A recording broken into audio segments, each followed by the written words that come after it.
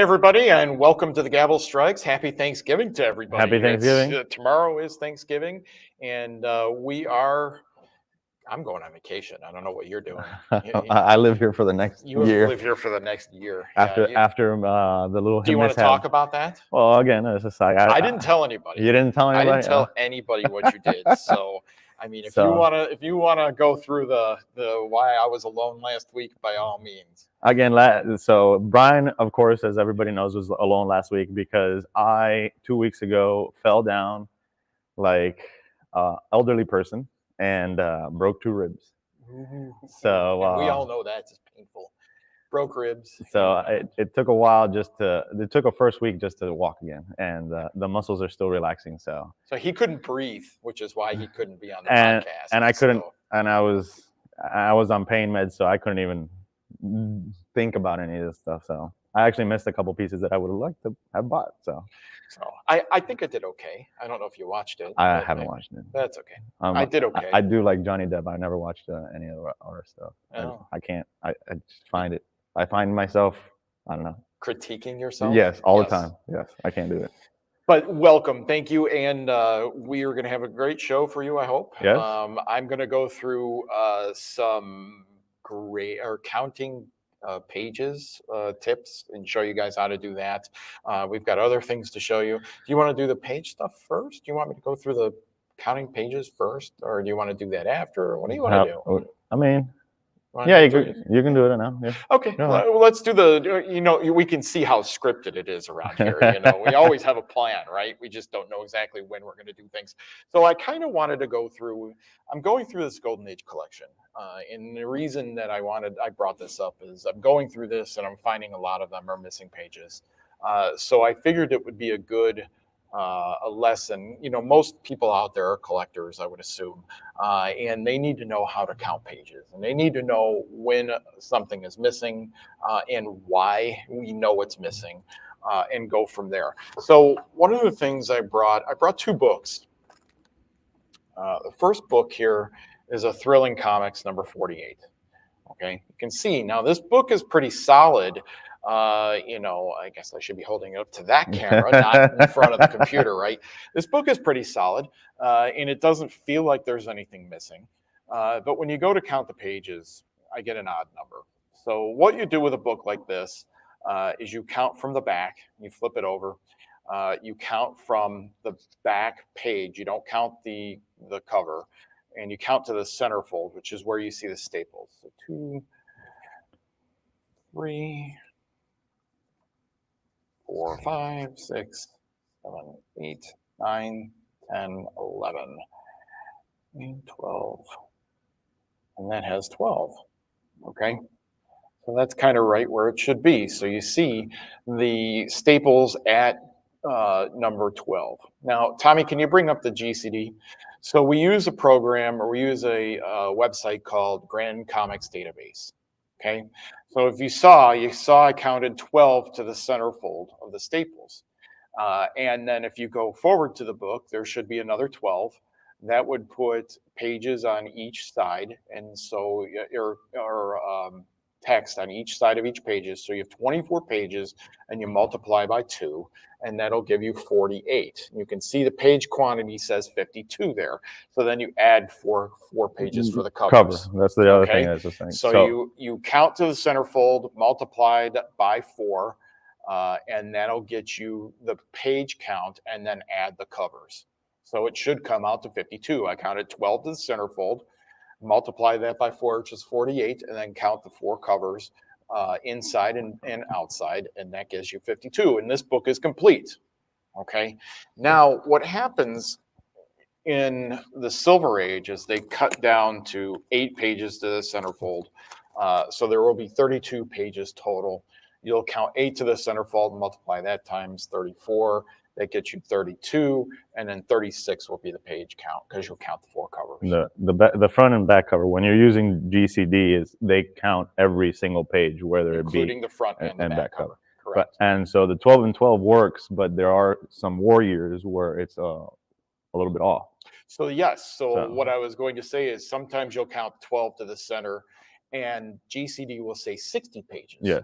And that's because the front half of the book has what we call half pages. You'll see this little wrap, and it'll look like the back page has been sliced out. Those are actual, they're supposed to To be be like there. that. It's supposed to be like that. And then you'll count, instead of it being 12 to the front of the book, it'll actually be 16 To the pages front. to the front. So that's kind of how you know they're correct. However, if you run into an odd number, if you count 11 pages to the centerfold, 13 pages to the centerfold, 15 pages to the centerfold, or 7, you are missing a page. No matter what, they will never have an odd number. Okay, you will never have an odd number. It doesn't matter what you want. Some books have 10 pages to the centerfold. You'll either have 8, 10, 12, 14, or 16. Those are the 5 numbers. But you will never have an odd number under any circumstance. And if you do, you're missing a page. The other thing I use Grand Comics database for is identifying a book. And you can see, I'm going to hold this book up. I have a coverless book. And this coverless book doesn't have the splash page, doesn't have the outer wrap. So now I really don't know what the book is. This is what is great for Grand Comics database. You can do a few things, but typically I like to go to the text page. There will be a text page somewhere most of the time in most books. And I use that title and I search that title in Grand Comics database. Can you bring up the other one, Tommy? Scroll all the way up. So Yes, so Such a Nice Man is the title of the book. Because that falls in, and I know this is a Batman based on the first page. This is a Detective Comics 86, and so I know that's what the book is. The Grand Comics database will actually break down every story inside that book. In most cases, yeah. So if you go back to Tommy, if you go back to that, you'll see if they've had a copy or if they've had somebody that has informed them of the information. It'll all be there. I don't know. Do you do that? Do you edit for them? No, I actually do. You can have. I think a couple of us do, but I don't edit for them. But then you can also see also specifics like the artists for the stories, the writers, and stuff like that. And you can also search not only by the title, the verbiage page. You can also search by a title splash. So sometimes you won't see. So that's the other way. Like Slam Brady. And then you can generally comes to town, and then that'll be under that information as well. So a lot of times, yes. So that hopefully that will help you guys if you run into these things. It's not easy to identify coverless books, comics, especially if they're missing that outer wrap. Yeah. If they're missing the outer wrap. If they're not missing the outer wrap, things are a little generally easier because you know exactly what it is. And then and then you just try and figure it out. But if you're missing that outer wrap, you have to do a little detective work. It's not always simple. There are sometimes I've had books where I haven't had any kind of indication of what the book is, and I have to give up after a while, most of the time. But there have been instances where you find a very, very rare book and very, very valuable book with a coverless book. I had an All-Star 3 that showed up in a collection, and we didn't think any of them were worth anything. But I said, hey, you got to give them to me because you just never know. And there was an All-Star 3 in there that went for $1,000. Yeah. A coverless book goes for $1,000, in some cases. Or coverless and missing the first wrap. Right. So, I mean, we had the Marvel Comics. The Marvel Comics 1 that I had that was missing the first 2 wraps and the cover. It went for $20,000. Again. So there are valuable books out there based on just trying to figure out what they are. And don't throw them away. Do your research. Golden Age coverless books, don't throw them away. No. Yeah. There's always a collector out there that might want one. Right. Even sometimes now the pages are going for a little bit of money. It's crazy. Oh, it's almost like a Gutenberg Bible if you have a Detective 27 action line. It's crazy. It is. So, okay. Well, that was my little lesson for the day. I like to give you guys a little insight. Thanksgiving lesson. So let's start with, I guess, a little bit of art then. Here, since it's a smaller piece that I can't really place on the easel, I'm going to start with a Dave Dorman Saw Gerrera piece, and honor of Andor and all that stuff. And it's a nice little piece by a very famous Dave Dorman, and a great likeness of Forrest Whitaker, and one of the more famous roles that he's currently playing as one of the heads of the start of the rebellion. So a really nice, fun piece. I think it's still under $100, if I'm not mistaken. So, and then there's another piece as well, which is the pilot from the Rogue One movie in the auction. So What amazes me about him in general as an actor is just how many movies he's been in, and they're all good. and they're all yes, And they're all good. But that's the thing. That's how great of it. I think he's one of the great, He is amazing. a great actor. So Absolutely amazing. He's been in and Good Morning Vietnam. He's been. I mean, the range of movies that's he's what been in is just unbelievable. and his range of acting as well. Yeah. So next we have a Pat Broderick Captain Marvel page. There's a few of these, and there's actually a couple of Green Lantern pages as well.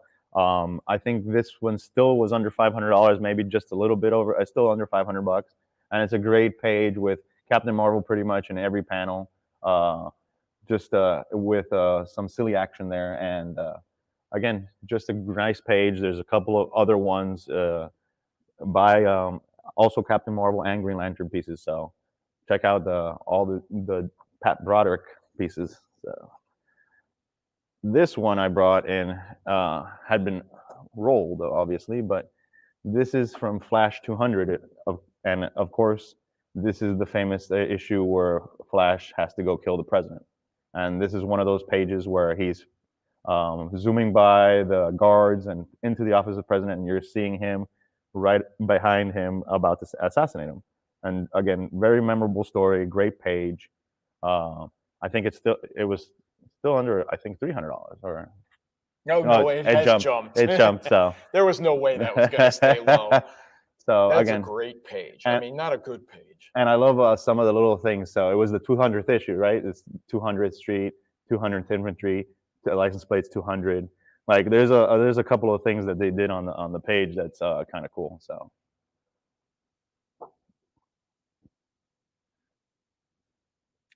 Was that Infantino? No, it's Irv Norwick and Murphy Anderson. So here we have a nice title splash, and again, this was under $500. Pablo Marco and Vince Colletta. Great title splash from DC Supervillains. Yeah, it's $525. So, but a great dark side image, War for the Earth Death, and again, just an impactful piece showing how imposing Darkseid is and stuff like that. And see, that's how I say his name. I say Darkseid. I know it's Darkseid. Darkseid. Again, I used to say I had a friend that used to say Magneto, so instead of Magneto. I heard people say Submariner. I've heard that. That one blows my. It just drives me crazy. I can't do that. Again, there's a couple of them. That's just like I used to. I called Tigra. Tigra. Like, yeah, I get that. So, it's just again for those. This is title splash, DC title splash with the main villain on it, and it's still under $1,000. Whereas, and a lot of other stuff would be try and find a Darkseid splash anywhere for under $1,000 right now. So, that is. I mean, try and find one from a Jimmy Olsen, or try and find one from New Gods, or any of those things. That's the thing. Good luck, forever, people. Never going to happen. So I'd be going after that for sure. So this is a Scott McDaniel piece, and again, we have several Scott McDaniel pieces in the auction. This is just one of the nicer ones with Spider-Man and a lot of action, fighting a bunch of villains. And again, Scott McDaniel is very prolific. He did a lot of Daredevil, which I had some pieces from him. And again, just a nice action page under $200 so far, and just a great piece to have on your wall. So almost looks like a black costume too. Yeah. It's not just shaded, but it's the shading. Yeah, did it. That's cool. And then the spider sense tingling. Yeah. So there's again, all these pages have at least one great panel. Always pull out good stuff that I always want to bid on. And this piece is a Walt Simonson early Hulk magazine page. And it has Cyclops in a caustic costume with Iceman just fighting around in action. So nice shading. He Done, doesn't remember so. he brought one of these before, just like this. Walt Simonson. Yep. I brought a Walt Simonson, but I didn't think it was a. They were was both them fighting each other too. Was it? Yeah. Oh, Yeah. okay. So it must have been another page. You must Again, it's really like them. oh no, and again, it's been 4 weeks, so. Oh, it's probably been longer than that. It's been at least that long. Okay. We can't remember what happened last week, let alone what happened 4 weeks ago. Especially me bringing Yeah. tips, so. Falling downstairs. He was not drinking, by the way, he says. I wish I He was just fell drunk. down the stairs. Maybe it wouldn't have hurt that much if I was drunk. This is a piece that I've always liked underground, and he's a very famous underground artist, Skip Williamson, which also did Playboy pieces. And this is not an adult piece. It is an adult piece in the verbiage, but there is no nudity on it. But it's just a great example of Skip Williamson used to do a lot of underground, used to do a lot of Neon Vincent in Playboy, and it's just again his watercolor use, his airbrush, his detail on and the vibrant colors is just something that he was very unique to, the stylizing of the faces and stuff. And this is a great piece that's still under $300. It's almost like a Sunday, and just a great piece to have on your wall. So this was made with the color on purpose, or Oh, yeah. not done in black and white? This was No. created with the color. He did everything on this piece, and that's how he usually did.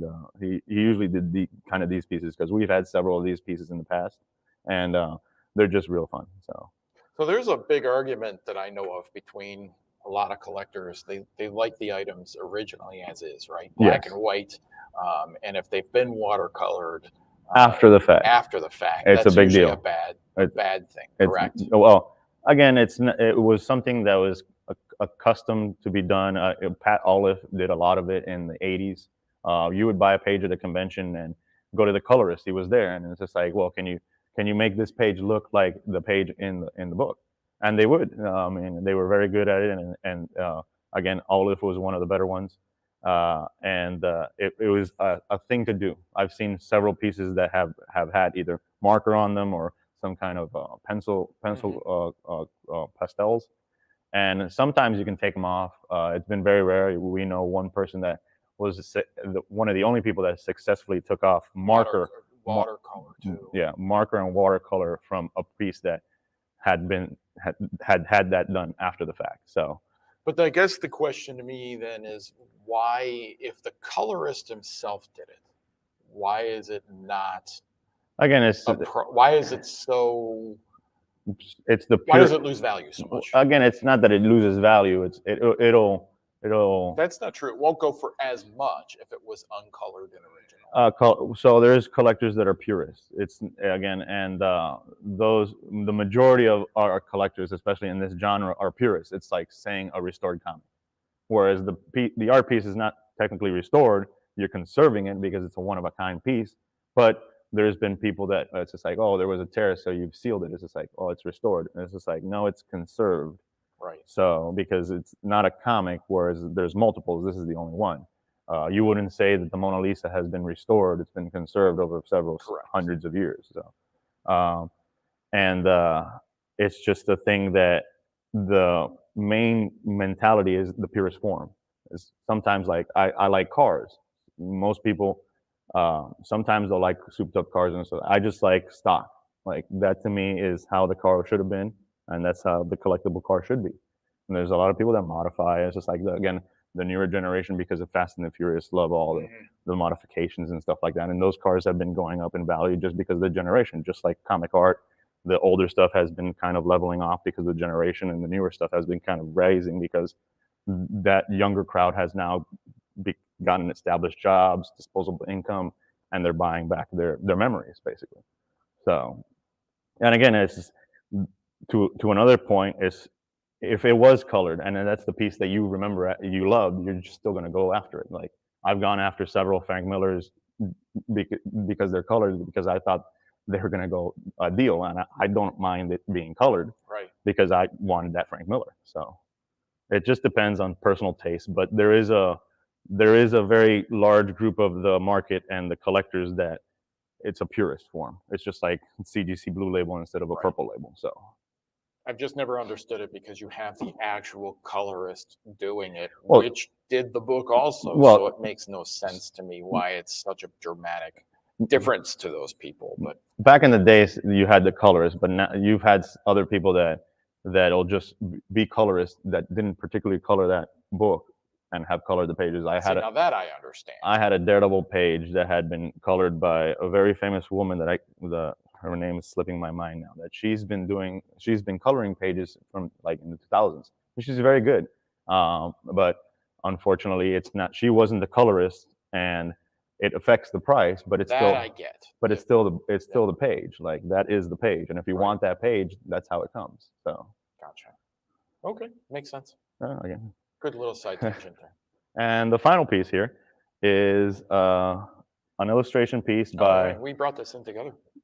Yeah, we picked it up at a show, and it's an artist Gauguin, and it's a Second World's kind of interpretation, reimagining of paperback. And as you can see, it basically was framed to be like here, because all this other, and that's kind of art, sometimes the art process. Well, you'll see a frame or you'll see the picture of the published piece, and especially in illustration or pulps, and there is so much more image in the surrounding areas, and you'll see it be raw.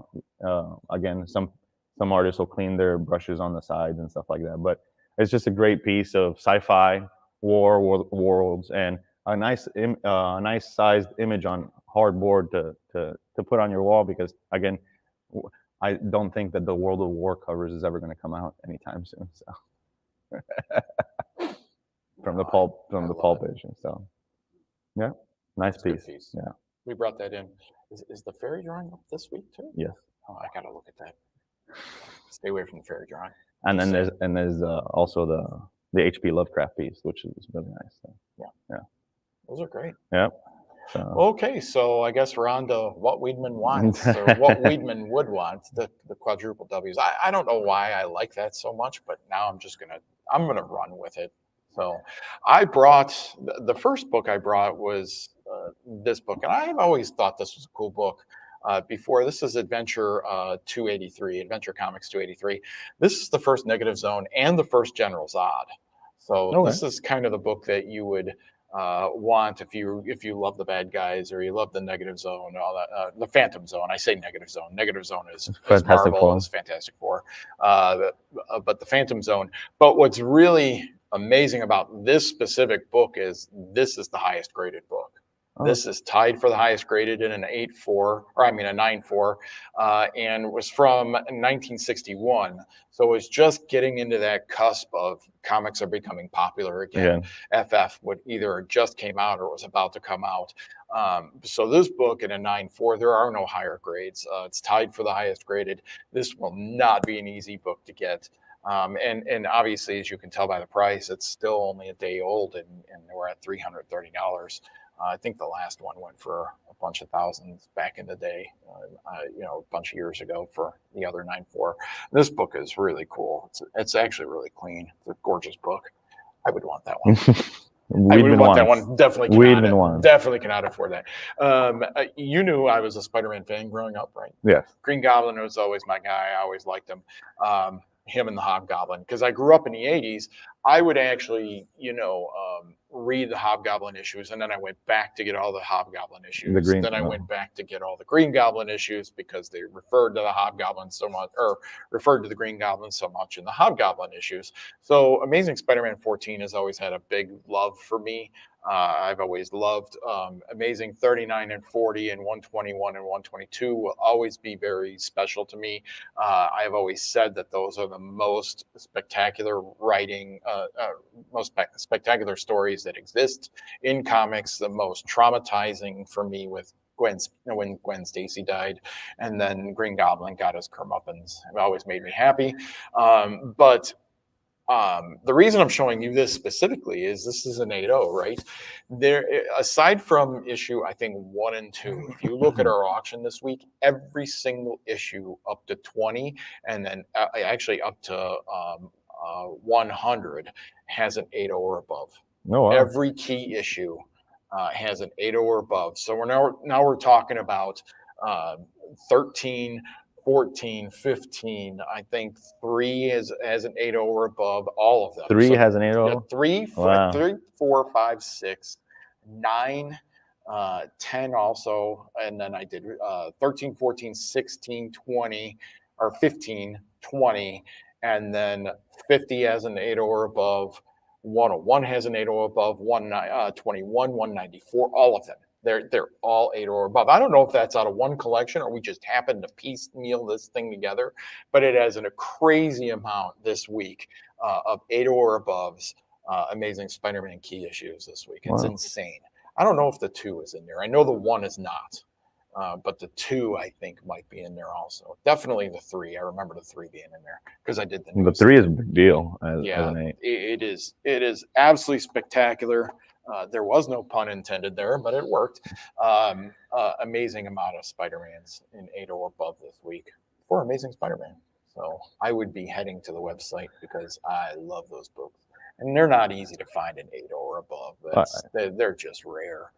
Again, any comic from that time period or older, pretty much. But they're all in this week. I don't even. I mean, I think the 50 was a 9. I think the 50 was a 9-0. I can't remember off the top of my head. Maybe Tommy can look at it if he's feeling bored out there and in public, producer land. I brought this one out, so I wanted to know how Aquaman lost his hand one time. I couldn't figure out why he had the hook. I wanted the spear. I wanted to know, and so that's a great issue. It just so happened, yeah, I was grading books and I had found it, right, and so I read it. But lo and behold, Dolphin was in that issue, and so then I started thinking, holy crap, what if they brought her in as kind of a love interest between him and Mira in one of the movies? Well, in the next one or something. And then all of a sudden, the minute I thought that, I swear to God, if I have thoughts like that, the books start going up. And I hadn't said it to anybody, and sure enough, the books started going up. And then I started wondering, do they know something that I don't know? And so this is the first appearance of Dolphin. And she does show up in Aquaman, especially when he loses his hand. By the way, if you don't know, he gets his hand stuck in a vat of piranhas. And he had lost his ability to communicate with them, and they ate his hand off. Well, just in case you wanted to know. You know why? Because he was trying to save his kid. No, I didn't know. I only knew that issue. I didn't know. He was trying to save his kid. His kid got eaten too. Oh. From what I remember, that was the whole thing. That's why he stuck his hand. No, they were forced to. No.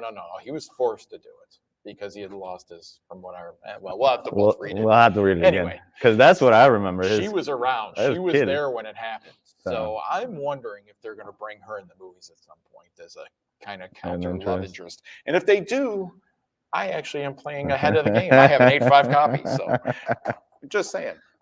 If they do, producers out there, can you please bring her in so I can make a little money every once in a while? Contrary to popular belief, I am not, a huge money maker with comic books. I missed the boat. I would have had hundreds of thousands of dollars if I would have held on to all my books instead of selling them in the 90s like I. Dolphin cover is always so interesting, so much negative space, and the yellow to green. Yeah, what's really amazing about that is it can easily fade too. So just trying to keep it that color is a big deal. That is a very good point. Yeah. Colors fade, greens fade, yellows and reds especially. Purples, you have to be careful about those colors. They like to fade. Blue is the one that stays the most. Right. Right. So I brought, I'm going to have some, you know what? I'm going to do this one. And then I'll get to the Golden Age stuff. So I brought a Crow. My favorite movie of all time is The Crow. It has always been Brandon Lee. Was on the cusp of stardom, and he died making that movie. He was shot with a loaded gun, and they had a lot of guns on that set. So I'm not really sure how any of them were loaded, and they couldn't figure it out, and which was incredibly unfortunate and depressing for me. But I remember this when I was a kid. I only liked Marvel. I only really went with Marvel, and my friend that collected comics wound up picking up the issues, and I borrowed them to read them, and I was floored at how good they were.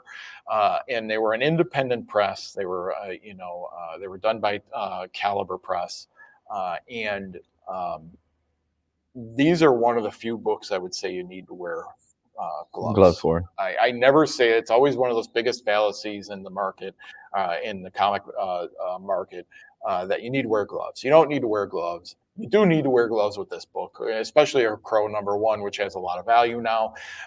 Inferior inks, inferior paper, Quality. inferior Yeah. sizing, and gloss will cause you to touch the inks and lift it right off. Well, it's your oils on It's your the hands. oils on your hands. And So. so I will tell you right now, you should wear gloves with the Crow #1 or any of the Crows, because you will lift the colors off them. You have to be very, very careful with them. Yeah. One of the few books, I would say. Cerebus #1, Teenage Mutant Ninja Turtles Teenage 1. Mutant Ninja Turtles 1 is a big deal.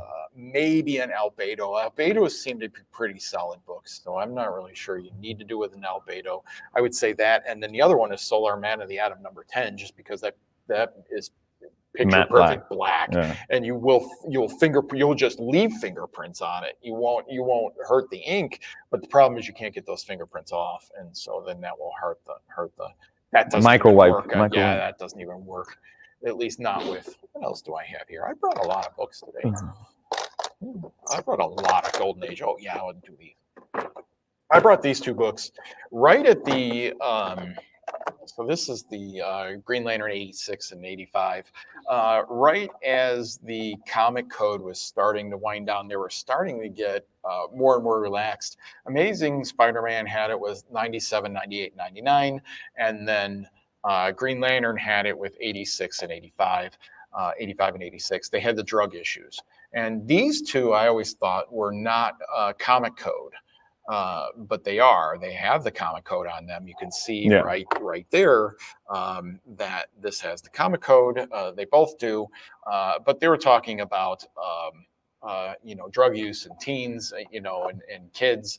And then Amazing Spider-Man also did the drug issues, but did not wait for the censors and just published it without the comic code and without the authorization. Now they knew in a month or two that they were going to relax the code a little bit and allow them to do things like that without having to run it by them. But DC waited and Stanley didn't. He said, no, we're publishing the issues, and you can tell it didn't hurt them at all. But the reason I brought these issues is because I've always been fascinated with them, especially the fact that these are high grade. I mean, one's a 9.6, one's a 9.8. Try and find these books in that high a grade is not very easy. They are both in this auction, and I would want them both, especially the needle cover. I mean, that's the iconic. That is the iconic cover. It's amazing. And they did that to bring attention to the drug use that was happening in America, and then that was the argument that Marvel was going to use if the code would have slapped them down. Right, and here's a really an amazing thing. So we say comics are cyclical. They have these habits of coming about every 20 years. Okay, you see these cycles. And in the 1940s and the 1950s, they were doing the same thing. Mm-hmm. They had the same books, and they wound up being censored. Teenage Dope Slaves is a very, very famous one. And then you have the hypodermic covers, EC cover, or you have the hypodermic Golden Age covers. That's not the same thing, because Teenage Dope Slaves was one, but then you also had the EC hypodermic cover where he's, it's the heroin junkie, addict, the monkey on his back and stuff. We've got all those, and so they were also bringing that to light. But back in the 1950s, it was viewed as taboo, and so they thought that people were trying to sell that. They were trying to get people to understand it also, because if you read them internally, the bad guy is getting his, and the good people are always taken care of later on. So it's a very cyclical hobby, and you see the same themes every 20 or so years, which coincidentally is generational. And now we're grown up, you see the same thing 20 years earlier. Listen, kids don't listen. It doesn't matter. It doesn't matter how old you are, your kids just aren't going to listen to you. It is what it is. And so comics have been around long enough to see those generational changes, and yet you see the same things. Kids still aren't listening. They're doing drugs, they're being bad. I mean, welcome to life. Welcome to life.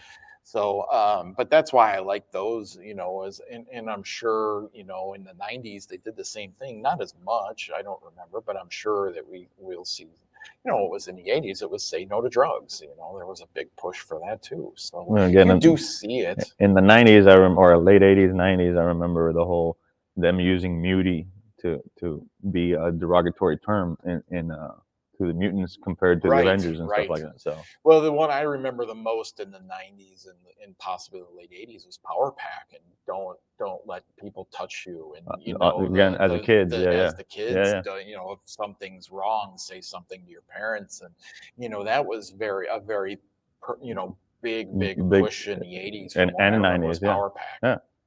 So it just there's always There's always something. something that's going on in society that comics will try to bring a light Right, to prevent it from continuing to happen. right. So So then I came in, I just brought some great Golden Age books that we have in this auction. We have an all select number 7 here. We have a bunch of timelies in this auction, something like 15 or 17. I think because I was doing a newsletter and I brought them all out and, had them, in the newsletter this week. And this is a 7.5. This is a great, we have an 8.5 timely cover. I can't remember exactly what it was, or an 8.0. Some beautiful, beautiful timely books. And we all know timelies aren't easy to get, especially if they're during the war. and in their high grade. This is in high grade. We got the famous one where Submariner's pushing on the aircraft carrier and dumping the planes. And I used it as my cover of the week, haha, funny. I love the newsletter. Every once in a while I get to do it. But the cover of the week, Submariner has always been the same size, by the way. I just want to say, Submariner has always been the same size. He's humanoid size. And yet he's pushing the aircraft carrier, and the aircraft carrier has to be the smallest aircraft carrier in the Japanese fleet. It could only be 12 feet long. It's launching the smallest little pebble planes. That's what you don't understand. That's not a cover of him at the war. That's a cover of him showering with his toys.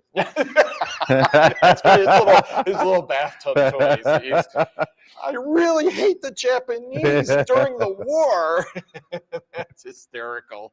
I never would have thought of that. If you see the rubber ducky on that cover, I don't know what cover that is now. I don't remember that cover. But I know what you're talking about. He's pushing the Japanese aircraft carrier down. That is great. If there's a rubber ducky, then we know for certain. That is great. That is great. I like that. I brought a Dynamic Comics. I'm a big fan of these Chesler covers. Oh, yeah. You've got Dynamic, you've got Punch, you've got a few others that are just super, super hard to get. These books are really hard to get. Not a little hard to get. I mean, try and put a run of Cheslers together. It is not easy. Some of them have great covers with Lou. I think Lou Fine did a few of them, but just absolute stunning covers. And then this, just look at how white that back is until you get to that corner. It's absolutely beautiful. So 5.0, I'd be very happy with that if I were you. Beautiful book.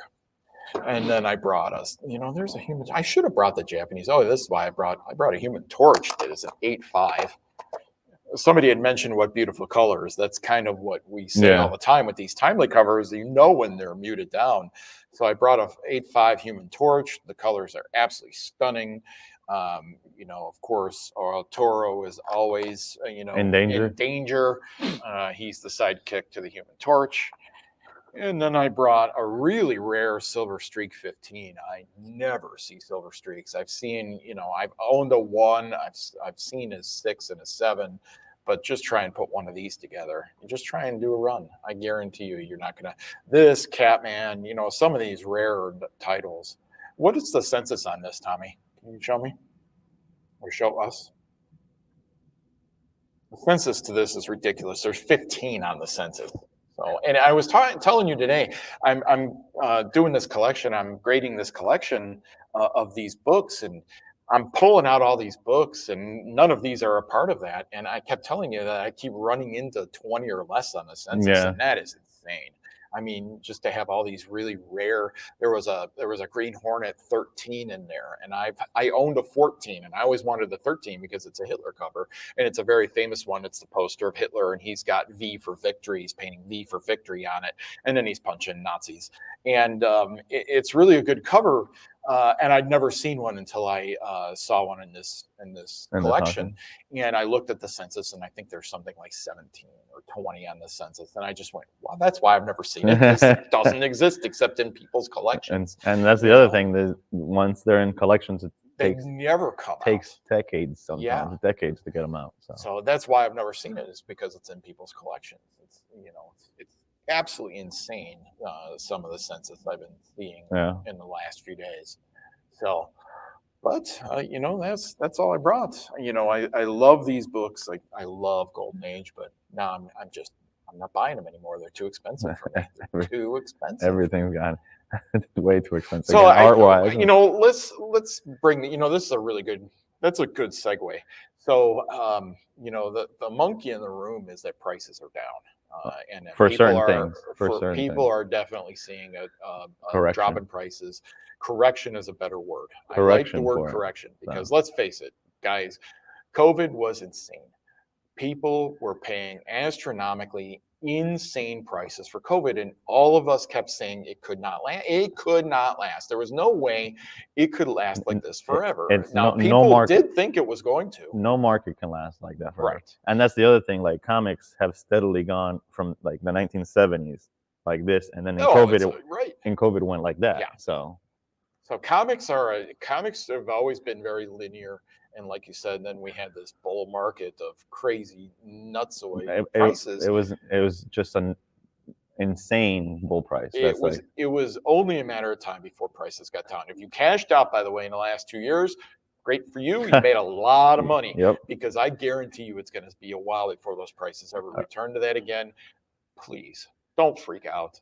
The market is just correcting from where it needs to be, and it's still up from pre-COVID. So that's the thing. If you do the math pre 2019 and you see the prices, and comics are better than a stock 10 to 12% a year, you'll see that right now with the correction, we're pretty much there. So right where in we my should have opinion, been so 2 years yeah. ago. Right? No worse, no better.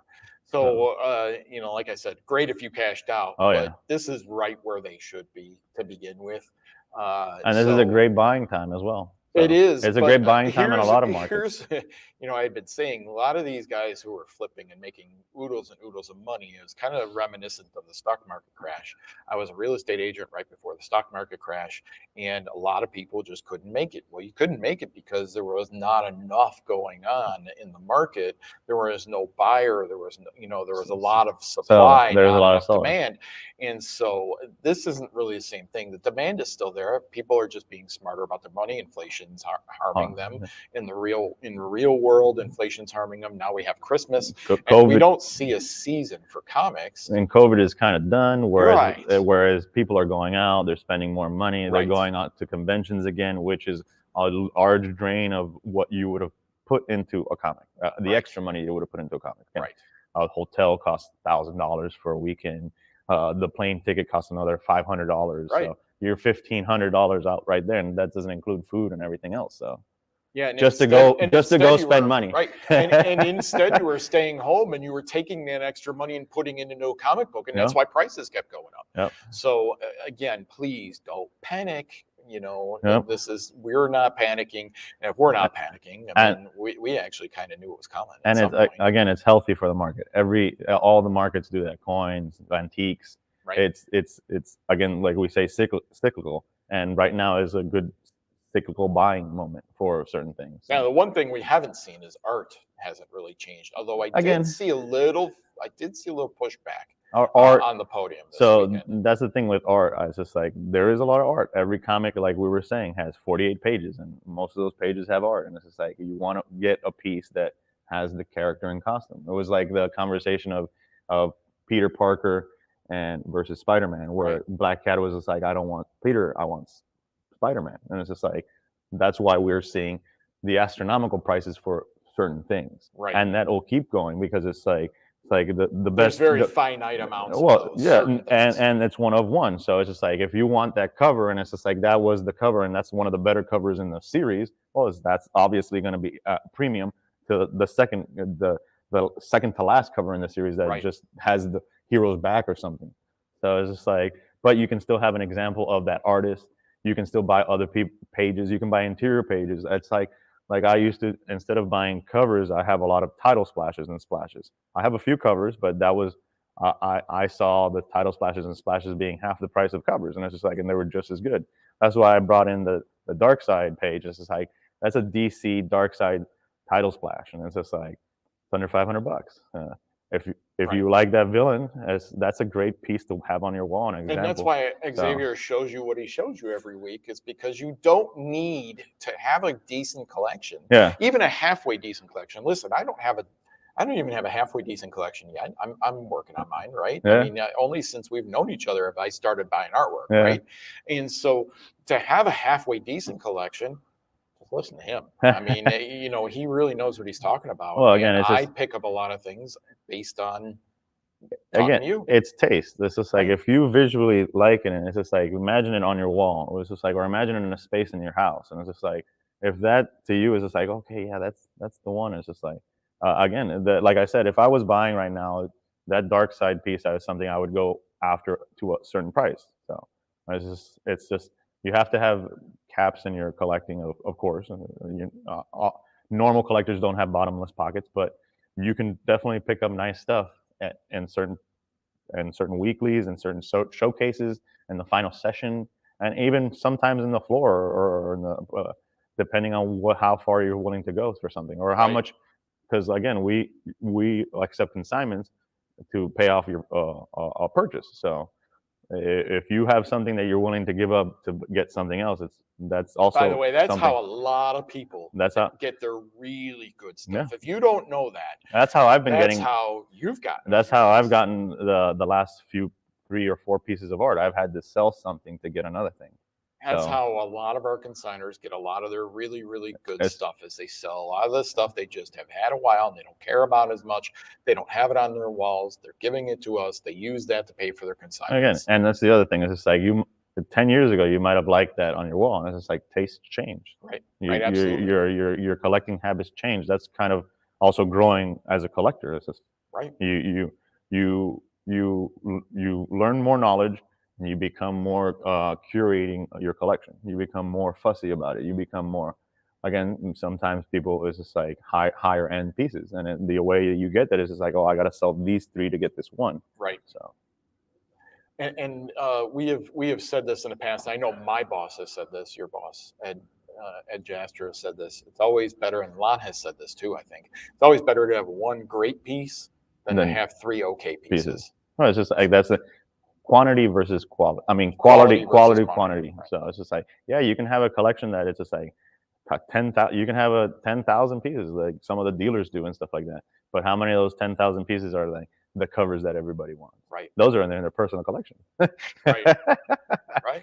So, Anything else? Any no, it's questions from you okay. guys? Hopefully, this is what is a good current series. I can't keep up anymore, so I haven't bought weekly for a bunch of years now. Are we talking about? Are Marvel, we talking about DC, Marvel, independent. DC? Are we talking about new books? I don't know. I don't read new books, but the best stories that I've read recently, mainly because I think of you, I read The Boys front to back, But and again, oh my it's not god, I love that it's series. not so like I don't know if he's talking like recent within the year or recent within the Right. last 5 years. Because again, I don't know. And there's then I read like Invincible the after boys. that. What I learned, which was interesting when I was on my comic book store and growing up as a collector, I would collect Daredevil, and you would collect because of the character. But the stories that I really really liked, I didn't notice until like I was 20 something that I kept on gravitating to stories that not so much sometimes because of the artist was the same or whatever. I didn't realize that the writers were the same. And it's like Garth Mm, Ennis is, if you like grotesque violence sometimes and stuff like that, it's Garth Ennis. He does Punisher. It's great stories. The Boys. He even did World War II stories because he was a fan of the enemy Ace and stuff like that. So he's done a bunch of those stories. Uh, Jonathan Hickman in the recent years, I became a real big fan of him because of Manhattan Projects, which was an independent, and then he took over the whole X-Men franchise in Marvel, which was again very good and a kind of a reboot on a new direction.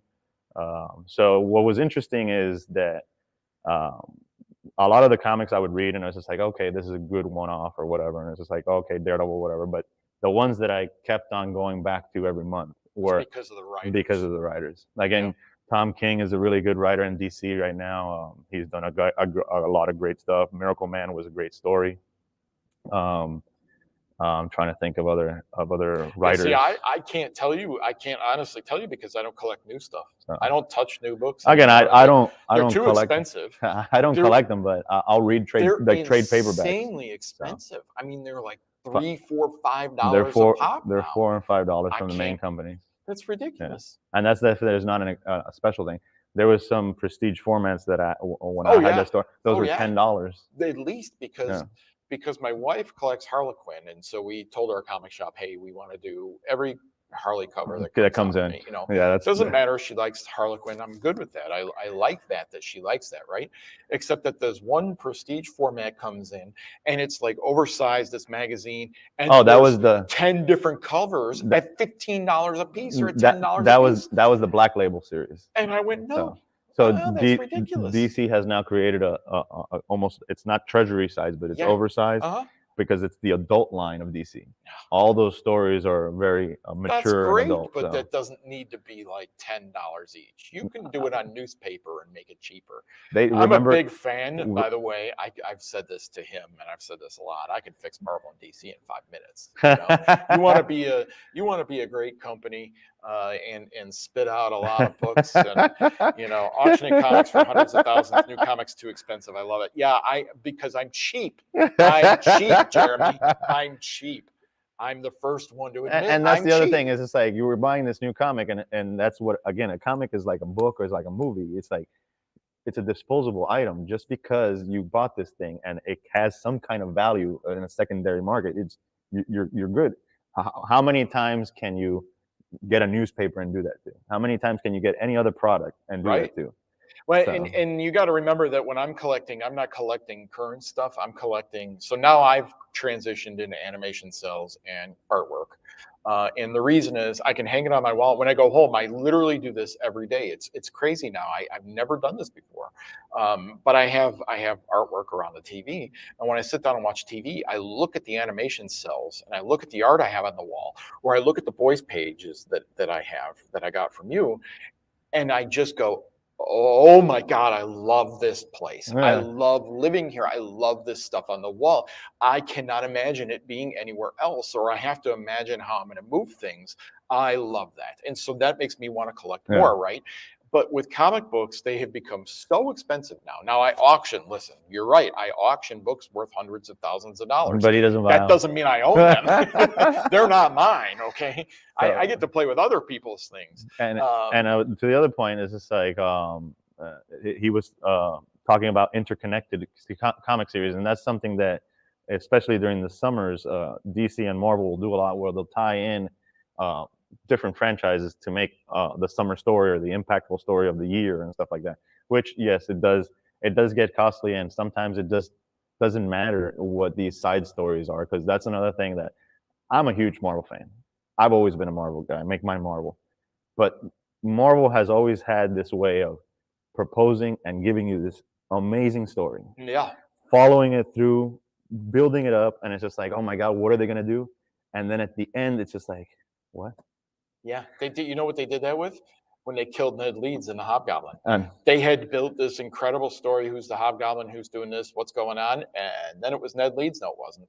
I know they screwed that up. And I've actually talked to somebody in the department who said they screwed that up. They brought somebody else in, and he screwed it up, and that drove me insane. and that's the thing. Is just like they'll do stuff like that, and it's just like, and that's why, if one of the things that you'll notice, the top 100 graphic novels, the top 10 and a lot of the other ones are DC stories. Yep.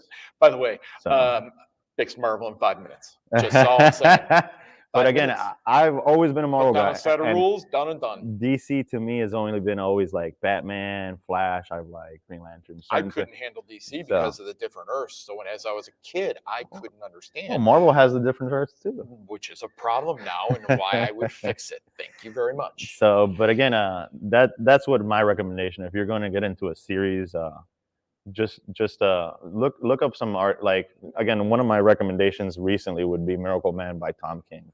And Tom King also did another recent mini series that I can't remember the name of, but that was also well. I was always a big fan of Millar stuff. Millar stuff was really good too. Mark Millar, yeah. Again, Kick-Ass. Brian Michael Bendis. He pretty much ran Marvel for 10, 15 years on There's those a stories. Swamp Thing, Alan Moore. Moore, Yeah, again, Moore is again, those are classics. great though, great so. writers. But But it's like you said, you gravitate towards the story and not as much of the artwork. I can handle bad artwork as long as the story. the story is good. It's just like that. That was one of the things. If the story is bad and the art's bad, it's just like. But it's just It like- doesn't matter how good the art is if the story's bad. Well, no, that's not true. If the art is really, really good, sometimes I it's just couldn't like. handle it. I needed the story to be there. I loved. That's the thing. I loved art, and I would just flip through. And if there was an issue that it was just like all the art was just like wow, I'd be like, okay, I'll get this. But like you said, I might not get the second issue or the Mhm. run because it's like the story is whatever. Right. So Everybody likes Stray Dogs right now. I don't know why Stray Dogs is a big thing. I haven't read it. Miracle Man 15. That is a great. That was a turning point also in comics and Is that the one where he snapped his? that, You know, I read that. Let me tell you something. How No. stupid I am. I didn't know they were talking about the Shazam. You know, like the Captain Marvel line. when Yeah. They did that. I guess I should have inferred that, but I just thought I was reading another thing and couldn't figure it It's- out. And now I went. When I was told that, I went, whoa. Again, there's certain impactful issues that will happen or like the silent issue of GI Joe. Oh, that's Or- a great story. or- All made by a mistake too. And again, it's just like or the Burns snowbird fight in the snow that you just see word bubbles. There's just blank pages and you just see word bubbles, like memorable issues, and those are the ones that you'll see the art go crazy for and stuff like that. So Any other questions out there? We again, actually love the feedback, by yeah. the way, guys. Thanks for being here on Thanksgiving Eve. So Yeah. We were asked if we were going to do this, and I kind of looked at him. I'm like, yeah, Yeah, that's we're nice. here. Why not? So It gives us time away from the desk. It gets us talking about things we love. Any other questions? all right, guys. Well, thank you very much for joining us. We really appreciate it. And we will see you in 2 weeks. We're getting close to Christmas. Yeah. I don't know if we're going to fall before. Oh, by the way, I you think really we're screwed up. Before You really screwed up. well, Because last week or the last show was supposed to be our signature sale one, but you were dying, Yeah. and I didn't know that. I forgot we were so close, and so then I didn't bring any signature stuff. Oh yeah. So I really messed up. Again, that's Jeremy, thanks. thanks, We man. really appreciate it. I Again. rock more than he does. Yeah, because you I remember don't fall downstairs and break ribs. You remember rocking and headbanging. No, never did it. I did have hair at one point. Oh, that mullet? Yeah, sure. Shut All right, Guys, guys. thank you very much. You have a Happy- very, very happy Thanksgiving. Happy Turkey Day. Please be safe. If you're going anywhere, please be safe. Safe Don't travels. fall downstairs. Yeah, don't Don't break ribs.